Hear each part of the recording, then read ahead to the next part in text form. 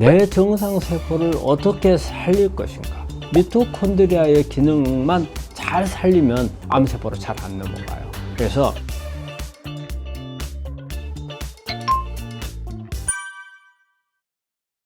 안녕하십니까. 나으라무원 원장 문창식입니다. 오늘 아침에 보니까 살짝 눈발이 뿌리던데 요즘에 날씨 많이 춥죠.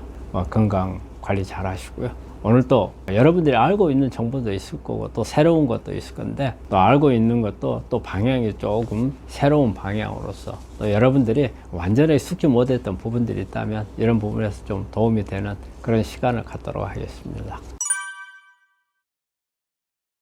요즘에 이제 우리 환자분들 일상적으로 우리 이제 암에 대한 치료는 이제 저희 많이 하고 있지만 저희 학회가 있거든요. 이렇게 학회 모임에서 나온 이야기들을 이렇게 보니까 그 어떤 암에 대한 치료가 중요하죠. 그런데 요즘에 와서는 암을 가지고 있는 환자에 대한 치료도 상당히 중요하다는 이런 부분들이 많이 대하고 있어요. 그리고 또 요즘에 제가 이렇게 방송을 보니까 이런 게 나오더라고요. 전에도 우리가 이제 강조를 많이 했던 부분인데 암을 치료하는 것도 중요해요. 암을 치료하는 것도 중요하지만 그런데 암을 가지고 있는 주변의 정상세포 이걸 치료를 잘해야 된다. 그래야 이게 암세포로 넘어가지 않는다. 그러니까 우리 환자분들도 잘 한번 생각을 하셔야 돼요. 대학에서 수술, 항암, 방사선 이런 거 하잖아요. 그러면 내가 암이 치료되는 것 같아요. 그리고 또 여러 가지 면역이라든지 이런 부분들도 해요. 그건 이제 면역세포가 암세포로 공격하기로 또 유전자 치료도 하고. 그런데 중요한 게 이미 암이 돼버린 세포는 어쩔 수가 없어요. 근데 이제 되지 않은 세포들, 이런 세포들이 암세포로 전환이 될 수 있거든요. 이거를 막는 치료가 아주 또 하나의 중요한 치료로 대두가 되고 있거든요. 이런 부분들에 대한 치료. 근데 이제 우리가 이런 부분들에 대해서 하는 것은 영양 보충이라 이런 개념으로만 이렇게 생각을 하고 말거든요. 그런데 의외로 이 부분들이 중요하더라는 거예요. 그래서 여러분들이 치료하고 있는 과정에서 내 정상세포를 어떻게 살릴 것인가, 암세포로 넘어가지 않게끔 하는 이런 부분들이 중요할 것 같아요. 되게 그런 부분들은 이 정상세포가 정상적인 기능을 할 수 있게끔, 특히 미토콘드리아의 기능만 잘 살리면 암세포로 잘 안 넘어가요. 그래서 여러분들이 치료할 과정에 있어서 미토콘드리아에 대해서 잘 모르실 거예요. 그런데 앞으로 그 부분에 대해서 좀 관심을 좀 갖고 이 부분을 좀 치료할 수 있는 그런 부분들을 한다면 의외로 암 치료가 좋아질 수가 있어요. 이 가운데 면역 치료를 담당하는 세포들도 정상세포거든요. 이런 세포들이 기능이 좋아야 되고 내 암세포 주변에 있는 정상세포들도 어때요? 정상세포는 일단 미토콘드리아 기능이 살아있어요. 이 미토콘드리아 기능이 떨어지게 되면 이게 암세포로 넘어갈 수가 있거든요. 그래서 그런 치료들을 같이 병행을 하는 게 요즘에는 상당히 좀 관심을 갖는 분야거든요. 그래서 그런 부분에 대한 것도 여러분들이 좀 관심을 가져줬으면 하고, 최근에는 이제 이런 부분들에 조금 어떤 식으로 하는 게 좋겠는가, 또 우리 같은 의사들끼리 만나서 이야기도 좀 나눠봤고 또 이런 부분들을 좀 적용을 하려고 생각을 하고 있습니다. 세포가 이렇게 있으면 우리 이제 정상 세포는 에너지를 이제 미토콘드리아에서 거의 대부분 다 만들어요. 그리고 이제 세포질에서는 아주 극소수 보면은 생활을 하면서 아주 급한 상황이 벌어지잖아요. 순간적으로 에너지가 필요할 때가 있어요. 예를 들어서 이래요. 누가 갑자기 나를 칼로 팍 찌르려고 한다. 그럼 내가 어쩌 도망을 가야 하잖아요. 그러면 순간적으로 내 도망갈 수 있는 에너지를 만들어야 하잖아요. 이럴 때는 대개 어떤 걸 에너지를 쓰냐면요, 근육이 바로 가지고 있는 크레아틴이라는 이게 있어요. 이걸 순간적으로, 이런 경우는 뭐냐면요, 앞에서 물건이 내 눈을 향해서 순간적으로 날라와요. 그럼 피해야 하잖아요. 순간적으로 피할 때 쓰는 것은 그걸 써요. 그런데 누가 저쪽에서 칼을 들고 나를 찌르려고 쫓아와요. 그러면은 순간적인 건 아니지만 급하잖아요. 이럴 때 쓰는 것은 되게 포도당을 에너지로 써요. 그 세포질에서 순간적으로 만들어서 에너지를 팍 써서 도망을 가는 거예요. 그런데 이렇게 도망갈 때는 에너지가 오래 가지를 못해요. 그러니까 100m 달리기에서 도망을 치다 보면 뻐근해지고 지쳐버리잖아요. 이럴 때 쓰는 게 포도당이에요. 그런데 미토콘드리아는 어떤 거냐, 우리가 평소 생활을 할 때 천천히 느긋하게 생활할 때, 특히 우리가 운동을 하더라도 어때요? 100m 달리기 할 때는 포도당을 써요. 그런데 우리가 천천히 걸어가서 할 때 그 운동을 뭐라고 그래요? 유산소 운동이라고 하죠. 이 유산소 운동을 할 때 쓰는 것은 미토콘드리아에서 만든 에너지를 가지고 써요. 그런데 이 미토콘드리아는 정상세포에서는 그런 기능이 일어나요. 그런데 암세포에서는 미토콘드리아 기능이 없거나 아주 줄어들어요. 그래서 주로 세포 질에서 포도당을 이용한 대사를 하게 되는 거죠. 그래서 우리 암 환자분들한테 어떻게 포도당을 줄여야 된다, 탄수화물 줄여야 된다 하는 이유가 그거예요. 암세포는 미토콘드리아를 잘 이용을 하네요. 그러면 우리가 역으로 한번 생각해 봐요. 미토콘드리아를 활성화를 잘 시키면 암을 괴롭히는 거잖아요. 암세포 대사를 못하게 하는 거잖아요. 그래서 미토콘드리아가 중요하고, 또 정상세포가 미토콘드리아의 기능이 소실이 되면서 암세포로 넘어갈 수가 있거든요. 그래서 미토콘드리아 소실이 안 되도록 잘 해주면 암세포로 안 넘어가죠. 그래서 미토콘드리아가 아주 중요한 겁니다. 그래서 미토콘드리아를 살리는 방법들이 뭐냐면, 되게 미토콘드리아에서 에너지를 만드는 부속이 비타민 B계통이에요. 그럼 비타민 B계통을 올려줘야 하잖아요.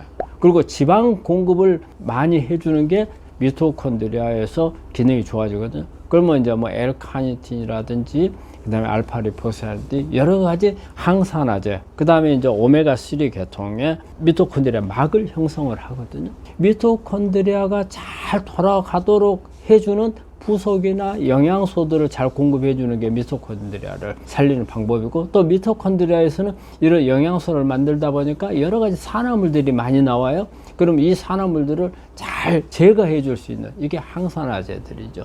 그래서 그런 부분들을 같이 접목을 하면 미토콘드리아 기능이 좋아져요. 여러분들도 많이 알고 있는 부분들이에요. 그렇지만 그런 부분들을 어떻게 적용하는지를 몰랐던 부분인 거잖아요. 그래서 이게 바로 미토콘드리아 살리는 치료고, 이게 정상세포를 살리는 치료고, 암을 치료하는 데서 도움이 되는 그런 방법이죠. 요즘에 이 젊은 유방암 환자들이 많잖아요. 근데 이제 여러 가지 원인이 많죠. 첫째는 이제 이렇게 어떻게 보면 호르몬, 특히 이제 유방암 환자 중에서는 한 75%가 호르몬 양성암이거든요. 그래서 가장 많아요. 그러니까 가장 대표적으로 보는 것은 유방암 할 때 영향을 주는 게 호르몬이라고 볼 수 있죠. 그럼 호르몬은 어떤 거냐? 우리가 이 여성 호르몬, 에스트로겐이죠. 이 에스트로겐이 바로 호르몬 중에서는 암을 키우는 호르몬이에요. 에스트로겐이 세포에 에스트로겐 수용체라는 게 있어요. 수용체를 통해서 핵에다가 성장하도록 신호를 주는 거예요. 그래서 호르몬이 많아지는 게 암을 키우는 원인이거든요. 이게 호르몬이 노출 양을 가지고 계산을 해요. 얼마만큼 오랫동안 이 에스트로겐하고 접촉이 됐느냐, 세포가. 그게 중요하거든요. 그래서 그렇다면 에스트로겐 오랫동안 접촉을 하게끔 하면 초경이 빠르면은 에스트로겐이 빨리 시작을 하잖아요.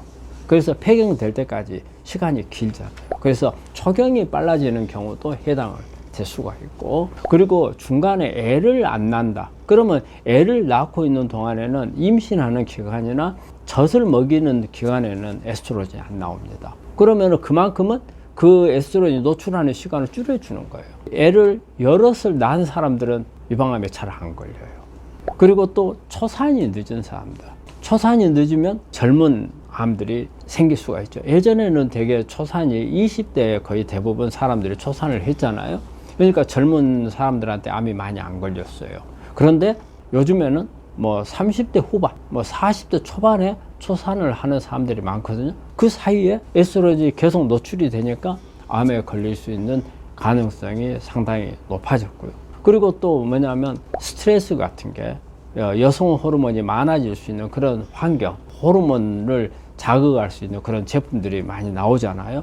그러니까 특히 그게 환경 호르몬이죠. 환경 호르몬이라든지 이런 게 이제 유사 여성 호르몬으로 작용을 하니까 이게 또 암을 일으킬 수 있는 원인이 되고, 이게 젊은 친구들이 음식 문화가 많이 바뀌었죠. 예전에는 전부 다 우리가 채식을 주로 많이 하고 또 우리가 자연식을 많이 했는데, 요즘에는 뭐 가공식, 육류 가공식, 뭐 패스트푸드라든지 뭐 트랜스 지방이라든지 이런 부분들을 많이 하다 보니까 이게 호르몬 수치를 높이게 되고, 또 이게 되게 그런 음식들 좋아하는 사람들이 젊은 사람들이잖아요. 나이 먹은 사람들은 또 별로 그렇게 안 좋아하는데 젊은 친구들이 많이 먹어요. 이게 젊은 친구들이 그런 부분에서 노출이 될 수 있는 가능성이 많잖아요. 그래서 음식, 언론 매체라든지 이런 부분들에서 어떤 자극성 있는 부분들이 많아지고, 또 전자파라든지 이런 부분들이 많아지고, 또 호르몬 노출 기간이 길어지고, 이런 부분 때문에 젊은 친구들이 많아지는 거고, 또 그 외에는 뭐 이제 유전적인 요인으로서 오는 사람들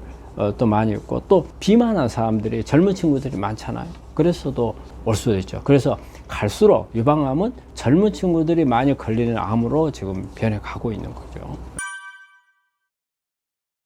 유방암을 유발하는 음식으로는 일단 제일 많은 것은 기름진 음식이에요. 기름진 음식. 그런데 우리가 이제 기름진 음식에서 무조건 다 이렇게 안 좋다, 그건 아니고, 어떤 기름진 음식을 먹었느냐에 따라서 다르죠. 우리가 사실은 암을 예방하는데 또 마찬가지로 지방이죠. 특히 어때요? 그 불포화 지방산 중에서도 뭐 오메가3가 대부분 가장 암을 예방하는 기능으로는 좋은 거고, 특히 유방암에서 KI67이라는 성장을 시키는 이런 유전자 단백질이 있거든요. 이거를 좀 억제해 주는 것도 오메가3가 가거든요. 그래서 오메가3가 좋아요. 하지만 이제 그 외의 지방, 그러니까는 포화지방산이라든지 아니면은 트란스 지방이라든지 뭐 이런 지방들, 그 다음에 오메가6라든지 이런 지방들은 발암물질로도 작용을 하고, 오메가6 같은 경우는 염증을 유발하거든요. 세포막에서.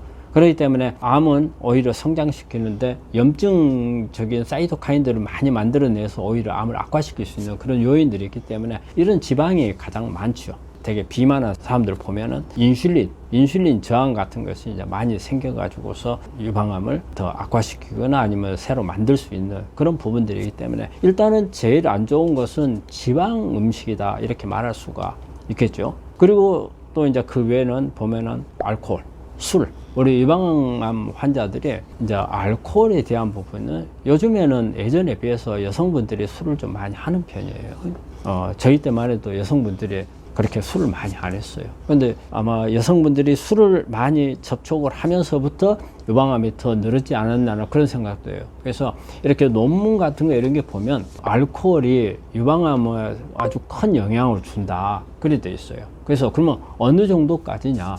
아예 안 먹는 사람하고 한 잔이라도 먹는 사람하고 차이가, 발생률이 30% 차이가 난다고 그래요.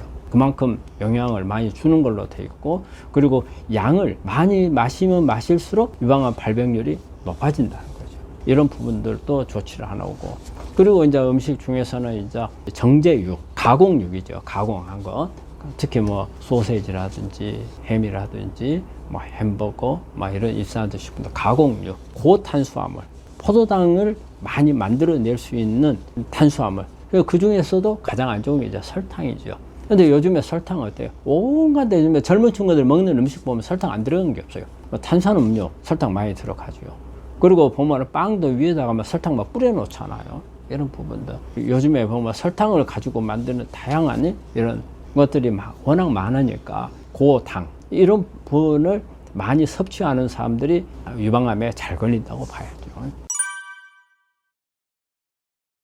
일단 잘 걸릴 수 있는 생활 습관에서는 중요한 게 비만이 될 수 있도록 하는 그런 습관이 암은 더 늘린다고 봐야 돼요. 되게 잘 안 움직이고, 그 다음에 음식을 지방으로 많이 이렇게 먹는 사람들, 지방 많이 먹다 보면 살이 찌잖아요.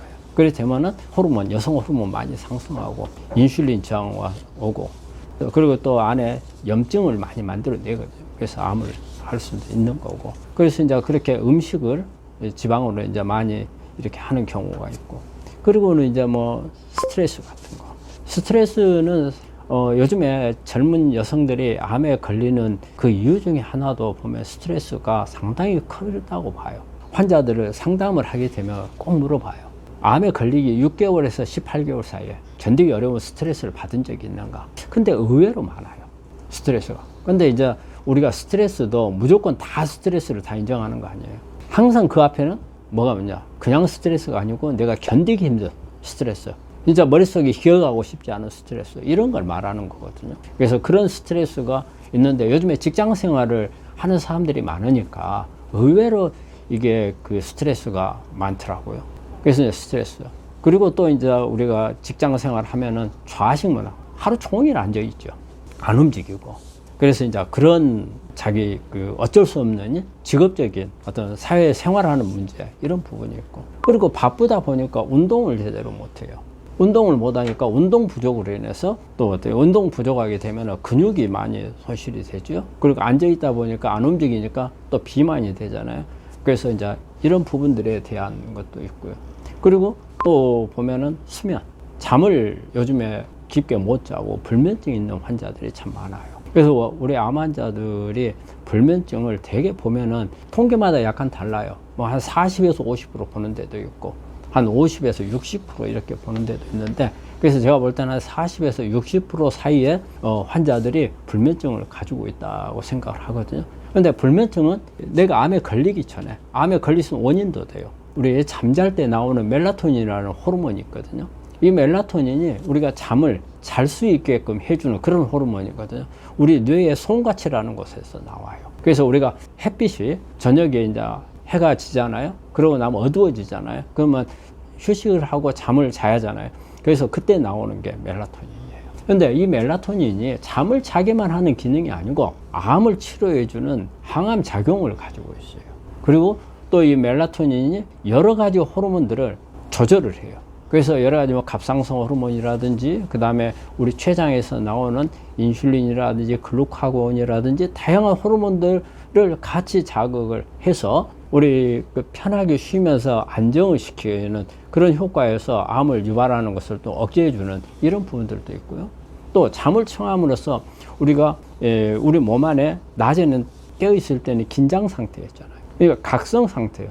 그런데 각성 상태는 교감신경이 항진이 되어 있는 거예요. 그런데 우리가 잠을 자게 되면 부교감신경 상태로 바꿔줘요. 부교감신경이라는 것은 내가 이제 긴장 상태가 풀린 거예요. 그럼 이때는 뭐냐면 내 거 면역을 높여주는 그런 때거든요. 그래서 그런 시간을 수면이 유지를 해주는데 이 수면이 잘못됐다. 잘못되면 그런 기능들 하나도 얻을 수가 없어요. 멜라토닌 효과도 못 얻죠. 그 긴장 상태가 연장이 되거든요. 연장이 되고, 그리고 또 우리가 스테로이드, 각성 호르몬이 떨어지질 않아요. 안 떨어지면 바로 면역이 떨어져요. 그래서 이제 이런 스트레스, 이런 부분들이 있고, 또 우리가 생활하는 가운데서 오는 여러 가지 사용하는 용기들이라든지, 그 다음에 공기라든지, 이런 부분에서도 또 영향을 줄 수 있는 이런 발암물질들이 많이 있죠. 발암물질도 뭐 플라스틱 제품부터 해서 우리가 프라이팬에 있는 테프론이라든지, 그 다음에 이제 우리 뭐 방향제, 요즘에 뭐 모기향이라든지, 그리고 집안에다가 이 방향 쪽에 뭐 아로마 같은 거, 이런 부분들을 많이 하고 하는데, 이런 데서도 일종의 발암물질 같은 게 나올 수가 있고, 그러니까 내 취미 생활 하는 데서도 그런 부분들이 나올 수 있는 거고. 그래서 우리 주변에 보면은 워낙 많은 요인들이 있어요. 우리 밖에 나가면 또 뭐 있어요? 매연, 근데다 미세먼지, 거기다 초미세먼지, 이런 부분들이 전부 다 원인이 이렇게 많이 되잖아요. 그래서 이런 생활하는 가운데 특히 뭐 유방암 뿐이 아니고 다른 암들도 마찬가지로 그런 영향을 받을 수 있는 부분이 많거든요. 근데 그걸 다 따지면은 정말 이제 암이 문제가 아니고 생활하기 어려워요. 근데 이제 우리 환자분들이 그렇다면 내가 어떻게 해야 되느냐, 이 점을 볼 때는 우리가 다 피할 수는 없어요. 근데 내가 할 수 있는 부분까지는 노력을 하는 게 중요하다.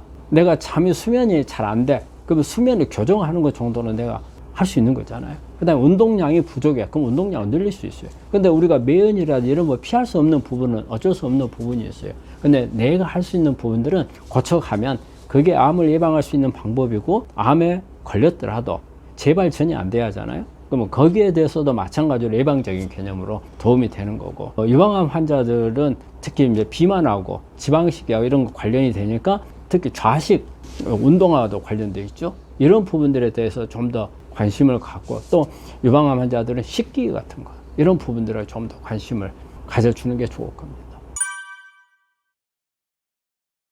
뭐 다른 암도 이제 스트레스와 관련된 없는 암은 없어요. 다 관련돼. 근데 유방암에 있어서 관련된 스트레스가 좀 더 보자면은 특히 여성이잖아요. 그래서 여성이 가지고 있는 스트레스, 되게 남성하고 이렇게 차별화가 되는 스트레스 있거든요. 이거는 뭐냐면 우리나라는 어때요? 옛날부터 남성 위주가 많이 돼 있잖아요. 그러다 보니까 여성들이 상대적으로 남성들에 비해서 부모들한테나 이렇게 형제한테 있어서 우선순위에 밀렸잖아요. 그래서 옛날에 그러잖아요. 아들 하나 대학 보내기 위해서는 딸들은 직장에 가서 일해가지고 오빠 학비 내고 이런 그런 게 많았는데, 이런 게 뭐냐면 희생이거든요. 거기에 대한 스트레스가 상당히 컸고, 또 부모들이 아들하고 차별화하는 이런 부분들, 그래서 뭔가 차별화되어 있는 가운데 얻는 스트레스가 대개는 보면은요, 우리가 상담을 하다 보면 처음에는 그런 스트레스가 없는 것처럼 이야기를 하는 분들이 많아요. 근데 나중에 이렇게 깊게 이야기를 하고 이게 환자하고 교감이 형성이 되고 나면 본인도 기억하지 못했던 부분들을 떠올리는 사람들이 있어요. 그런 환자를 저는 본 적이 있거든요. 몇 차례를 봤습니다. 기억을 못해요. 한데 자기가 암에 걸리고 나서 자기가 왜 암에 걸렸는가, 이런 부분들을 이렇게 생각하다가 보면 어렸을 때 어떤 게 있었는데, 이게 이제 그때는 그 스트레스가 거기서 끝난 거예요. 하지만 내 의식 속에서는 끝났지만 내 무의식 속에는 갈무리를 하고 있는 거예요. 이런 부분들은 이 갈무리 되어 있는 가운데 이게 내 것 면역을 내 정신적인 스트레스로 계속 가지고 있으면서 면역을 떨친 거예요. 오랫동안 면역이 떨어져 있다 보니까 암세포를 잡지 못한 거거든요. 그래서 이런 부분들은 언젠가는 한번 풀어줘야 돼요. 그래서 그 스트레스가 내 몸에서 사라져 줘야 돼요. 그리 되면 이게 면역세포를 억압하고 있던 부분이 풀리거든요. 그래서 면역이 살아나요. 그래서 의외로 좋아지는 분들이 있거든요. 그래서 이제 그런 스트레스, 그리고 이제 성장을 해가지고 최근에 와가지고 오는 스트레스는 이제 어떤 이제 경제적인 부분, 살면서 힘들어가지고 부부 간의 문제, 그 다음에 고부지 간의 시부모들이나 이런 가운데 또 형제 간의 문제, 이제 나이가 먹고 여성들이 나이가 먹게 되면 뭐 부모님들이 돌아가신다든지 가족들의 슬픔, 이런 부분들도 다 영향을 줄 수가 있고, 그리고 또 하나는 이제 직장 생활 하면서 되게 이제 뭐 승진해서 밀린다든지, 어떤 뭐 같은 기수인데 남자들은 승진이 잘 되고 자기는 안 되는 이런 부분에 대해서 스트레스를 많이 받는다든지, 아니면은 사퇴하는 것을 압박을 받는다든지, 그리고 뭐 업무하는 데 있어서 어떤 차별화라든지 이런 부분들을 많이 느끼게 되면, 그런데 이제 그게 내가 이 직장에서 나 근무 안 해도 먹고 살아 한 사람들 좀 나아요. 그런데 나는 여기에서 벌어야만이 한다, 이런 분들이 스트레스가 많고, 또 암에 걸려도 이 부분들을 놓지를 못하는 분들이 있어요. 내가 안 벌면은 먹고 살기 힘들다, 이런 분들. 그래서 이런 스트레스들이 이렇게 많이 모여 있는 부분들이 영향을 주는 것 같아요. 그런데 우리가 환자들이 이제 이런 이야기를 해요. 뭐 얼마 전에 뭘 했는데 조금 스트레스 받다, 이런 건 스트레스에 해당 안 됩니다. 그런 부분이 아니고 내가 견디기 힘들 정도 스트레스, 내가 머릿속에 기억하고 싶지 않은 이런 스트레스, 이게 나를 괴롭히는 스트레스고, 잠재적인 스트레스, 옛날에 내 무의식에 갈무리 됐던 스트레스, 이런 부분들은 한 번 정도는 우리가 털어봐야 된다고 생각을 해요. 특히 우리 한국 사람들은 병명이 좀 화병, 우리가 또 어떤 표현은 뭐 가슴에 피, 나이 드신 분들 이렇게 표현을 하는데, 이게 바로 그런 거거든요. 어렸을 때부터 막 싸워가지고 눌려져 있어요. 그래서 되게 이제 중년 여성들을 이렇게 화병 이렇게 상징적으로 표현을 하는데, 이런 부분들을 털어낼 필요가 있어요. 그리고 또 이 사람들은 몸에 이타주의가 몸에 젖어버렸어요. 남을 위한 희생을, 어렸을 때부터 희생을 강요를 당했기 때문에. 근데 그 희생이 계속 나한테는 스트레스인 거예요. 이걸 털어야 됩니다. 그래서 만약에 내가 암을 예방해야 되겠다, 또 아니면 암에 걸렸는데 뭐 수술하고 항암했는데 재발 전이를 안 걸려야 되겠다, 이럴 때 내가 스트레스 부분을 해소를 하는 데 있어서는 저는 우리 환자들한테 종종 이 말을 해요. 이타주의가 아닌 이기주의가 되라. 내 자신을 위해야 돼요. 이제 남을 위해서 희생하는 것을 그만하라, 그 말이죠. 나를 기쁘게 만들다 보면 스트레스가 많이 사라져요. 그래서 또 저는 이제 우리 환자들한테 명품을 좀 즐겨라, 이런 말을 하는데, 명품이라 해가지고 자기 능력에 맞지 않는 뭐 고가품 이런 게 하라는 것보다는 뭔가가 지금까지는 나를 위하는 것을 해준 적이 없다, 그 말이에요. 그렇다면 지금부터는 나를 위한 뭔가를 나한테 보상을 좀 해주라고 말이에요. 그걸 저는 이제 명품이라고 표현을 하는 거고, 그런 부분들이 좀 필요하다고 생각을 합니다. 그러니까 스트레스 푸는 방법은 뭐 사람마다 케이스가 다 다르고 상황이 다르니까, 그런데 대개는 보면 저는 제일 좋은 거는 내 자신을 위하는 방법을 찾는 거라고 생각해요. 내 자신을 위하는 거. 왜? 지금까지 어떻게 보면 남들 위하고 뭐 하다 보면은 내 자신이 없는 거예요. 나는 내가 가지고 내 몸인데 내가 없는 거예요. 그러다 보니까 어때요? 내 몸이 병이 든 거예요. 아니 내가 나를 위해서 살아야 되는데 그렇지 못했잖아요. 이기주의 이런 부분들이 돼야 되는데, 근데 이런 분들이 있어요. 의외로 아무리 노력해도 안 되는 분들이 있어요. 이거는 어떻게 보면 몸에 이제 bek혀가지고 빠져나오지를 않아요. 근데 나름대로 이렇게 하다 보면은 저 사람은 머릿속에 스트레스가 있다는 게 보여요. 근데 스스로 헤어나지를 못해요. 그럼 헤어나지 못하니까 그냥 둬야 되느냐? 그건 아니잖아요. 그럴 때 필요한 게 심신요법이에요. 여러 가지가 있어요. 예를 들어서 아우토겐이라든지 스트레스 받고 있는 부분들을 내 어떤 무의식 상태로 이것을 전환을 시켜서 내 무의식에서 나를 치료할 수 있게끔 유도해주는 그런 아우토겐이라든지, 특히 이제 우리 그 암 환자한테 가장 많이 쓰는 심신요법으로는 그 유도심상이라는 게 있거든요. 미국의 그 칼 사이먼슨이라는 그 의사가 개발한 건데, 암 환자를 위해서 이렇게 암 환자용 심신요법이죠. 그거는.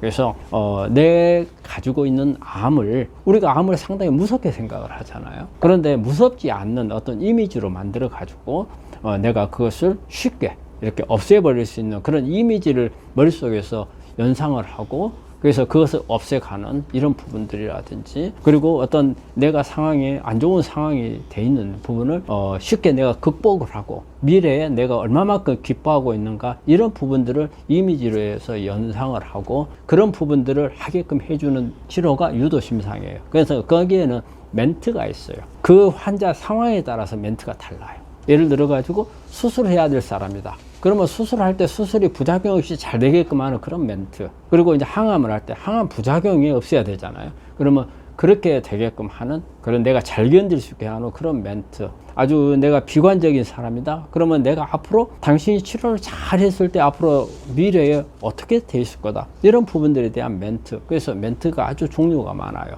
그 환자의 상황에 맞게 그 멘트를 계속 반복을 하면서 듣다 보면 거기에 내가 몰입이 돼서 실제적으로 머릿속에서 이루어진 것 같은 상황이 되고, 이게 내 무의식에 연결이 돼서 치료로 연결할 수도 있고, 그 유도심상이라든지, 또 아니면은 여러 가지 방법이 있어요. 뭐 미술치료 같은 것도 저는 아주 권해요. 미술치료는 어떻게 보면 우리가 그냥 대화로 해서 심리 상담을 하면은 상대방을 이야기를 들으니까 의사한테 조금 뭐랄까 보완을 하거나, 아니면은 약간의 자기의 객관성보다 주관을 섞어서 자기 의도하고 다른 이야기를 할 수가 있어요. 근데 되게 미술치료를 한번 그림으로 그리면은 컬러부터 어떤 그리는 어떤 사이즈라든지 위치라든지 이런 거에 따라서 그 사람의 심리가 그대로 반영이 돼요. 처음에 할 때 그런 미술을 어떤 식으로 그린가를 보고 이 환자가 치료해 가는 과정에서 그 변화가 오는 걸 보면 이 사람의 심리 상태가 어떻게 변하고 있다는 걸 알 수가 있어요. 미술 치료라든지, 또 저는 우리 환자분들한테 뭐 흘려보내기라는 게 있어요. 그래서 내가 가지고 있는 스트레스, 내가 가지고 싶지 않잖아요. 이 스트레스 어떻게 쓰는지 버리고 싶어요. 근데 쉽게 버려지지 않잖아요. 근데 이것을 자주 계속 버리고 싶다. 그러니까 언제 버릴 거냐? 그럼 시간까지 정해놓고 그 시간이 되면 버린다. 이거 반복을 하다 보면은 의외로 버려져요. 저도 좀 그런 부분이 있어가지고 제가 흘려보내기 이걸 좀 제법 많이 해봤거든요. 근데 상당히 받았던 스트레스가 적어지는 그런 부분이 있거든요. 그래서 흘려보내기라든지, 또 그 외에도 뭐 MBSR이라든지 다양한 심리치료를 하는 부분이 있잖아요. 그래서 어느 하나를 나는 이걸 해야지 보다도 사람마다 다 자기한테 맞는 게 다 달라요. 예를 들어서 아우토겐이 모든 사람 다 맞는 건 아니거든요. 그렇다면 여러 가지를 접촉을 해보면서 나한테 어느 게 가장 와 닿는 게 있다. 그러면 그런 부분들을 가지고 이렇게 컨트롤 하는 게 좋고요. 근데 그런 부분에도 잘 안 된다 할 때는 어떤 특별한 전문가하고 상담이라든지, 또 어떤 약간의 약물을 좀 투입을 해서 일시적으로, 절대 장기간에서는 안 됩니다. 일시적으로 도움을 받을 수 있는 방법들. 그래서 그런 스트레스가 있는 부분들을 그냥 어쩔 수 없는 거다고 놓지 마시고 뭔가가 할 수 있는 방법들은 많이 있어요. 그리고 본인이 안 되면은 어떤 주변에 있는 의사들의 도움을 받을 수도 있고, 또 아니면 신경과라든지 뭐 이런 데서 상담을 통해서도 또 좋은 방법을 찾을 수가 있거든요. 그래서 우리가 심리적으로 오는 스트레스가 있는 분들은 정말 암 치료하는데 장애가 있습니다. 그건 꼭 해결을 하셔야 됩니다. 조미료가 만들어 있는 음식을 빼면 먹을 게 너무 없네요. 맛소금이나 참치액 정도 조미료는 괜찮지 않을까요? 사실 이게 이제 우리 이 조미료 하면은 요즘에 집에서 이렇게 조미료 쓰는 경우는 많이 없어요. 요즘에는 되게 근데 밖에 나가면 다 조미료를 쓴다고 봐야 돼요. 우리가 음식점에 맛이 있는 집을 가잖아요. 맛이 없는 집 잘 안 가죠. 근데 맛이 있는 집은 조미료를 쓴다고 봐야 되죠. 그래서 우리 환자분들이 조미료에 많이 젖어 있는데 집에서는 상당히 피해요. 대부분 안 써요. 그런데 이제 나갔을 때 이제 많이 쓰기 때문에 실제 피하기는 사실 어려워요. 그럼 이제 집에서라도 이제 줄인다는 이제 이런 부분이 되겠는데, 어떤 맛소금이라든지 또 여기서 설명해 참치액 같은 거 말씀하셨는데 뭐 조금 하는 것은 상관은 없죠. 하지만 이 맛소금이나 참치 액젓이나 제일 중요한 건 나트륨이 되게 많아요. 그죠? 나트륨이 너무 많은 부분들은 양을 많이 줄여서 쓰고, 또 이런 부분까지 안 쓰다 보면은 정말 집에서 밥을 해서 먹으면 맛이 없어가지고 집밥 먹기가 힘들어질 수 있어요. 또 특히 우리 암 환자분들은 입맛이 별로 없잖아요. 그러다 보니까 한 번씩 밖에 나가서 먹으면 잘 먹죠. 근데 또 집에 돌아오면 이제 더 안 먹게 돼요. 약간의 맛을 내는, 요즘에는 천연 조미료들이 많이 나온 게 많아요. 그래서 너무 어떤 맛소금이나 참치 액젓 뭐 조금씩 쓰는 건 괜찮지만 너무 일상적으로 많이 쓰는 것은 그렇게 좋은 것 같지는 않습니다. 간암인데 도가니탕을 먹어도 될까요? 이 도가니탕은 사실은 이게 이제 콜라겐 성분을 먹기 위해서 이제 도가니탕을 먹는 겁니다. 되게 이제 우리 동물이 가지고 있는 연골이죠, 연골. 연골을 먹는 건데 이게 콜라겐이 많아요. 그래서 도움은 되는데, 이게 이제 콜라겐이 제일 많이 이제 우리가 암 환자한테 권하는 게 상어 연골을 가지고 만든 것을 암 환자들이 많이 먹죠. 그리고 치료 효과가 있다고 보고, 원래 상어가 이렇게 암이 없어요. 암이 없는데, 그래서 이제 상어 연골을 그 제품으로도 나와 있거죠. 이런 연골은 좋지 않겠나. 그래서 도가니탕이 콜라겐이 많으니까 크게 나쁘다고 생각을 하네요. 하지만 이 점을 생각해야 되는데, 동물성, 여기에 보면 육수들이 같이 포함되어 있잖아요. 이 동물에서 우러나오는 이런 육수에 우러나오는 부분들은 그렇게 좋다고 볼 수는 없거든요. 이 안에는 뭐 포화지방산이라든지 여러 가지 단백질이라든지, 그런데 그 육류가 가지고 있는 성장 호르몬이나 뭐 항생제나 이런 부분들을 우러나올 수가 있거든요. 그래서 도가니탕 중에서 도가니만 이렇게 딱 먹는 경우는, 그렇지만 너무 육류에서 나오는 거기 때문에 너무 많이 먹는 것은 좋지는 않지만 조금 먹는 것은 콜라겐은 원래 암을 이렇게 감싸서 암세포가 퍼지는 것을 막아주는 효과가 있는 걸로 되어 있거든요. 나쁘지는 않고요. 또 우리 암 환자분들이 보면은 영양이 부족해서 뼈라든지 이런 관절이나 이런 게 약해진 분들이 많거든요. 그래서 그런 부분들을 좀 도와줄 수 있는 효과는 있어요. 하지만 같이 들어가는 육수 문제가 있기 때문에 너무 많이 드시는 것은 아닌 것 같고요. 지방을 섭취한다고 할 때 기름기가 있는 육류인지 식용유인지 아니면 둘 다인지요. 이게 우리 환자분들이 상당히 헷갈릴 수 있는 부분이에요. 특히 이제 우리 암 치료할 때 케톤식이라는 게 있어요. 케톤식이라는 것은 뭐냐면 우리 암세포가 포도당을 이용을 해서 대사를 해요. 근데 지방을 잘 이용을 못 한다는 거예요. 그래서 포도당을 줄이고 지방을 준다. 이제 이게 케톤식이거든요. 암세포는 굶고 내 정상세포는 에너지 공급을 제대로 받는 이런 개념이에요. 그런데 이때 쓰는 이제 지방을 어떤 것을 쓸 건지, 예전에 맨 처음에 케톤식이라는 게 막 나왔을 때 그분들이 케톤식을 막 강조를 하고 할 때 어떤 걸 했냐면요, 베이컨이라든지 그 다음에 돼지 비계라든지 막 이런 것을 막 주로 많이 먹고 이리 했거든요. 근데 사실 그거는 오히려 케톤 시기를 유도할 수 있는 방법은 되겠지만 이 지방이 가지고 있는 좋지 않은 부분들까지 같이 먹게 되는 그런 부분이 있거든요. 그래서 요즘에는 이제 지방을 어떻게 먹어야 되느냐, 이제 그런 부분들이 나오는데, 일단 이 지방은 오메가3가 많은 것을 쳐요. 오메가3. 그 다음에 오메가9, 올리브유죠. 올리브유. 그 다음에 또 오메가7이 있어요. 이제 이런 부분들이 많은 것을 하거든요. 그럼 안 되는 지방은 뭐냐? 트란스 지방이에요. 트란스 지방이라고 하는 것은 우리 지방에다가 특히 불포화 지방산에다가 열을 가하게 되면 트란스라는 타입으로 분자 구조가 바뀌어요. 그러면 이게 트란스는 암을 일으킬 수 있는 그런 물질로 바뀌는 거거든요. 그게 이제 트란스 지방이에요. 그래서 트란스 지방은 되게 튀김, 그 다음에 전, 마가린이라든지 이런 부분들에 이런 트란스 지방이 많이 있거든요. 트란스 지방이 좋지 않은 거고요. 그리고 우리가 이제 가공육 속에 있는 지방들, 이런 부분들이 좋은 게 아니고, 그리고 또 우리가 의외로 식용유가 되게 오메가6거든요. 오메가6는 오메가3하고 오메가6가 우리 몸 안에 세포 구성 주성분들이에요. 그런데 오메가6가 많을수록 세포에 염증이 많이 생겨요. 그래서 오히려 암도 일종의 염증이거든요. 그래서 암을 악화시킬 수 있는 요인이 돼요. 그래서 식용유는 대부분 오메가6예요. 그러다 보니까 이것도 좋은 기름이라고 생각하고 많이 먹을 수가 있는데 이거는 아니에요. 오메가3는 되게 아마씨라든지 들깨라든지 이런 데 있는 게 있고요. 그리고 또 하나 제가 우리 환자들한테 권하고 싶은 게, 우리가 의외의 것이 하나 있어요. 그건 뭐냐면은 식이섬유예요. 우리가 식이섬유는 탄수화물이잖아요. 탄수화물이고 어때요? 몸에 내 효소를 가지고 분해되지 않는 이런 부분들이거든요. 근데 식이섬유가 의외로 지방을 높이는 효과가 있어요. 우리가 식이섬유를 먹게 되면 우리 장 안에 있는 미생물들, 특히 유익균들이, 좋은 균들이 이거를 단순 지방산이라는 걸로 바꿔요. 그래서 뷰티릭산이나 뭐 프로피오네이트라든지 이런 부분들을 바꾸거든요. 근데 특히 이 중에서 뷰티릭산은 암이 있는 사람들한테는 이 H닥이라는 암을 줄기세포 쪽으로 바꿔가는 이 유전자를 꺼주는 효과가 있어요.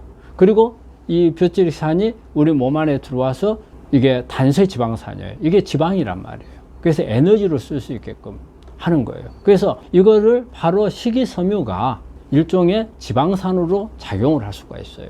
우리가 그것을 이것만 생각을 하는 게 아니고, 우리가 이게 탄수화물 같은 거 많이 먹으면 고지혈증이 많이 올라간다는 것을 알고 있잖아요. 중성지방이 많이 올라간다는 것은 아마 여러분들이 많이 들어봤을 거예요. 그래서 우리가 탄수화물이 지방으로 바뀝니다. 그런데 우리가 중성지방으로 바뀌면 별로 좋은 게 없어요. 그렇기 때문에 탄수화물은 암세포가 그대로 에너지를 쓰기도 하지만 또 남았을 경우에 중성지방으로 하기 때문에 좋은 건 아닌데, 오히려 이렇게 식이섬유는 오히려 우리 몸 안에서 뷰티릭산이라는 암도 억제하고 좋은 지방 에너지원이 될 수가 있거든요. 그래서 식이섬유를 많이 먹는 것도 일종의 지방을 많이 먹는 개념하고 비슷해요. 그러면서 식이섬유는 또 어때요? 내 장을 좋게 해주고, 좋은 미생물들이 클 수 있는 환경을 만들어주고, 그리고 배변을 또 좋게 해주는 그런 기능, 그 다음에 발암물질들을 같이 끌고 나가게끔 하는 그런 부분들로 지방을 구성을 하셔야 됩니다. 그래서 우리가 여기서 말하는 그런 지방들보다는 방금 제가 이야기했듯이 오메가3가 많은 거, 그리고 식이섬유 같은 것을 많이 섭취를 하게 되면 이게 바로 좋은 지방을 높이는 방법입니다. 오늘은 제가 이 강의를 끝나고 나서 생각나는 게 이게 생각이 나요. 우리 환자분들이 마음이 평하고 와야 된다. 그게 암 치료가 잘 될 것 같다는 생각을 많이 하거든요. 앞으로 제가 이 강의를 하면서 이 부분에 대한, 우리 환자들 심리에 대한 부분들, 또 중요한 게 가족 간의 관계가 아주 중요해요.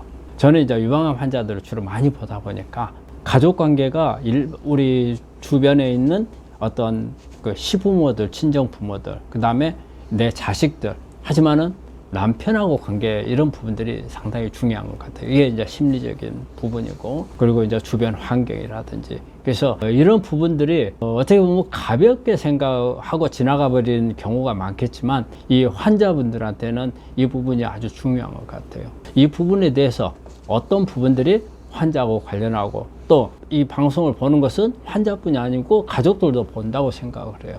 가족들이 어떻게 해야 되겠다, 이런 부분들도 앞으로는 좀 다뤄볼까 합니다. 그래서 앞으로 좀 더 많은 관심 가져주시기 바랍니다. 감사합니다.